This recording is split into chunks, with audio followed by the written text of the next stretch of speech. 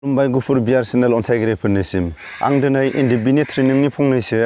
माबोरै खस्थ' मोनो माबोरै ट्रेनिं लानो थाङोबा बेफोरनि गिबियावनो आङो जोंनि दुखु गोनां जायफोर दैदेनगिरिफ्रानो जा सोरबा जोहोलाव केदारफ्रानो जा जोङो दिनै बेमार सेमारजों दिनै साग्लोबनानै जिउ खोमानाय जों खोनानांगासिनो आरो जों नुगासिनो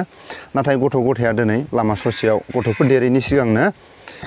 बिफाफ्रा दिनै जिउ गोमानो गोनां जादों आलाय सिलाय दिनै गथ' गथाया आरो गावनि न'खरनि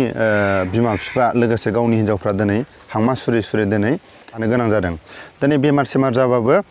रावनिबो दिनै सहाय मोनाखै एकर्डनि उनाव बै समाव एकर्डनि सिगां जि जोंहा अनलायनाय दंमोन नाथाय एकर्डनि उनाव दिनै गावजों गाव दिनै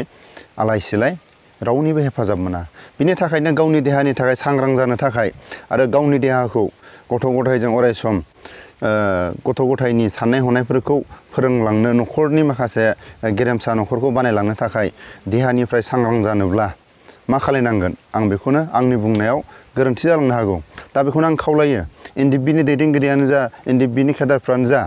जाहाथे गावनि न'आव थायोब्ला दंफां फांनैसो दङबा दंफाङाव औवानि खानानै थिग आं दिनै एग्जामपोलाव नैबेखौ होनसै नैबाव आं बानायो सम 10 बार 20 बार बानायो मालाबा 30 बार बानायो मालाबा माने हायोबा 20-30 बारनि गोजौआव बानायो आरो हाजोफ्राव जों थानाया दा हाजो खाथि नालाय जों हाजोआव खारख्लायलाय जों खालायो फुङाव दा जोङो बुंनानै लायोबा जोंनि देहाखौ एसे नाहरनायावबो एसे सांग्रां नुयो बा नुदोंबो जानो हागौ नुवाखै जानो हागौ बेनि थाखायनो आं खावलायो जायफ्रा एनडिबिनि दैदेनगिरिफ्रा बिल्डिं 2 ताला 3 ताला दङबा लामायाव खारनो लाजियोबा बे गावनि बिल्डिंनि सिरियावनो खेबनै खेबथाम खारख्लायलाय गाखोलाय खालायबानो बेबो एक्सारसाइज जायो आरो जायफ्रा दिनै दुखिया न'खर बिसोरखौ आं खावलायो एनडिबिनि सोद्रोमाफोरखौ साइकेल बोराय बायनानै 500-1000नि बायनानै 3-4 किल'मिटार जुदि साइकेलखौ सालायोबाबो देहानि जथेस्थ' एक्सारसाइज जायो आरो हायोबा बुकडाउन बानायनानै एसे आरो देहानि थाखाय एसे आखाइफोरखौ फिदिंला फिदिंलि आरो फिल्ड दंबा खाथियाव बलफोर गथ' गथायजों मालायजों नङाबाबो गावनि गथ'फ्रा दङबा आरो गावनि फेमिलिखौ लांफानानै बल थोबसे बायनानै बलखौनो माने गथ'फोरजों जोनानै बल फिल्डआवबो खारनो हायो बेफोरनि थाखाय जोंनि देहानि थाखाय सांग्रां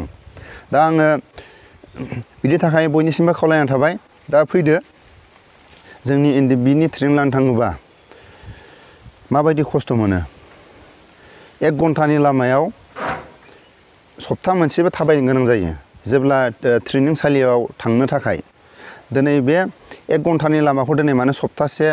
15 दिन मास मोनसे थाबायनो गोनां जायो बा सानसेनि लामाखौ दिनै मास मोनसे थाबायनो गोनां जायो नाथाय नोङो जुदि सिदा लामाजों थाङोबा 1 घन्टानि लामाल' सानसेनि लामाया थिग बेखौनो फार्स्ट जेब्ला एनडिबियाव सुरु जायो अब्ला बेफोरनिफ्रायनो थाबायनाय हुदानिफ्रायनो थाबायनाय माबानिफ्रायनो ट्रेनिं दिनै सरकारनि बेलायाव बोसोरसे होयो ट्रेनिं नाथाय एनडिबिनि गेजेराव मास मोनथामावनो जोबनो गोनां जायो आरो माखासे मास मोनथामनि गेजेराव बेसिक ट्रेनिंआ जोबखांनायनि उनाव माखासे एक्सपिरियेन्स गोनां माखासे क्वालिफाइड गोनां माखासे रोंगौथि गोनांखौ आरो एक्सट्रायै ट्रेनिं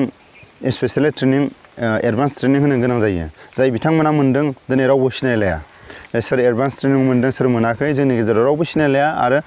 आफादनि माखासे नेमखान्थि बायदियै जोंहा खिथानायनि जोंहा रुल गैया दा बेखौनो आं खावलायो जाय बिथांमोनहा एनडिबिनि ट्रेनिं लादों अरायसम देहायाबो सांग्रां जानानै थायो आरो देहायाबो बेमार सेमारनिफ्राय बारग'यो दा बेखौनो आं खावलायो फार्स्ट स्टार्टिंनिफ्राय ट्रेनिं लानो थाङोब्ला थाबायनो गोनां जायो सोरबा बायदिया खाफाल गोनाङा साननैयावनो सहैगोन केम्पआव सोरबा बायदिया सप्तासेयाव सहैगोन सोरबा बायदिया मास मोनसेयाव सहैगोन सोरबा बायदिया 1.5 मासाव सहैगोन बेफोरनो ट्रेनिं आरो ट्रेनिं फिल्डआ माखासे माबायदि जायो सोरनिबा खाफालाव लिरनाय दंबा सोरनिबा बेस्टनि ट्रेनिं होखान्दा जुदि जायगा मोनोब्ला बेहाय बारहावाया जुदि कन्डिसना मोजांबा बेफोराव होनो मोननाय एबा ट्रेनिं लानो मोननायनि मोनसे खाबु मोनो आरो अबेबा समाव जुदि समनि माखासे बोथोरफ्रा जुदि थिग नङाब्ला हाग्रा बंग्राखौ साफा खालायनानै हाजो हालाखौ जावखानानै ट्रेनिं फिल्ड बानायनो गोनां जायो आरो दैफोरखौ बाखोनानै बेसेबांबा गोजौआव बेफोरबो ट्रेनिं दै बेसेबांबा गोथौआव बाख्लायलाय बेबो ट्रेनिं आरो बेसेबांबा गिदिर गिदिर दंफांखौ जावखुनाय बेसेबांबा गिदिर गिदिर दंफांखौ बोथ्रोदनाय नारनाय बेफोरबो गासैबो ट्रेनिं दा बेफोरखौ माबोरै खस्थ' मोनदों बेखौ आङो उननि समाव दिनैनिफ्राय आं स्टार्ट खालायदों दा बेखौनो आङो बेखिनिखौनो आङो बुंनानै दिनै आंनि बुंनायखौ आङो फोजोबनो सानदों। दिनै आं बेखौनो लास्टआव बुंबावनो सानो, लास्टआव जोबनायाव जोंनि एनडिएफबिनि सोद्रोमाफ्रा गासैबो थाखा फैसानि जा सहाय मोना। बिनि थाखायनो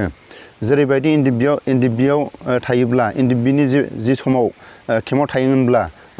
फुंनिफ्रायनो एक्सारसाइस गेलेयो आरो फुंनिफ्रायनो माखासे गावनि देहानि थाखाय सांग्रांथि लाखियो। बेखौनो आं खावलायो। दिनै एकर्डनि उनाव न'खरजों दिनै गथ' गथायजों दिनै न'खराव थाबाय, बै हुदाखौ बै एक्सारसाइसखौ जाहाथे बावा, सिम्पलैबाबो खालामो एक्सारसाइसखौ। बेखौनो आङो देहानिफ्राय जोंनि दा जि बोथोर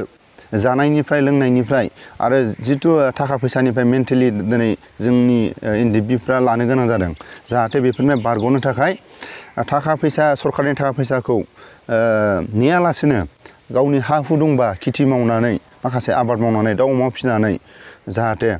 खेथि मावनायाव गासिबो देहानि एक्सारसाइस जायो। ओंखायनो लोंनाय जानायखौ खम खालायनानै बा आं ओंखाम जानाय दै लोंनायखौ बुङाखै, माखासे जोंनि मानसिफ्रा लोंनायखौ बांसिन टाइम होयो, बेदर जानायखौ बांसिन टाइम होयो। बेफोरखौ एसे ज्राब गारनानै न'खरनि गथ' गथायखौ साननानै जाहाथे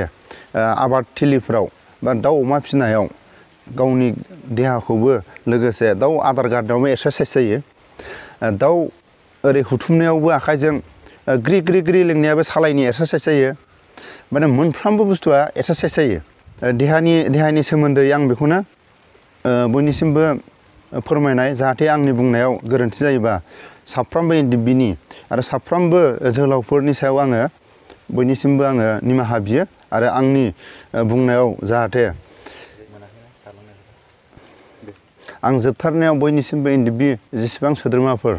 एकर्डनि उनाव जायफोर आं मेसेज होना जाहैबाय, देहानि थासारिनि थाखायसो आं खावलायदों आरो देहानि थाखाय आङो बयनिसिमबो सांग्रांथि जानो थाखाय दिनै कर'नानो बायदिसिना जानाय लोंनायाव दिनै बेमार जायो। दिनै जोङो गुबुननिफ्राय बायना जायो। बे बायना जानायाव सोरबायदिया बेसेबां मेडिसिन होयो। दिनै 100 ग्राम जुदि होनांगौबा 200 ग्राम मेडिसिन होनानै दिनै मैगं थाइगङाव सारो। बेखौ जों जायोब्ला देहाया जोंखौ आक्रमन खालायो। दा बेफोरनि थाखाय जों सांग्रां जानो थाखाय गावनि न' गुदियावनो बानलुआनो जा जिखुनु जानाय लोंनायानो जा बेखौ गायनानै जाहाथे देहाखौ जोथोन लायो आरो देहानि माखासे थासारिखौ गावनो गाव सेभ खालायो। बिनि थाखाय आङो आंनि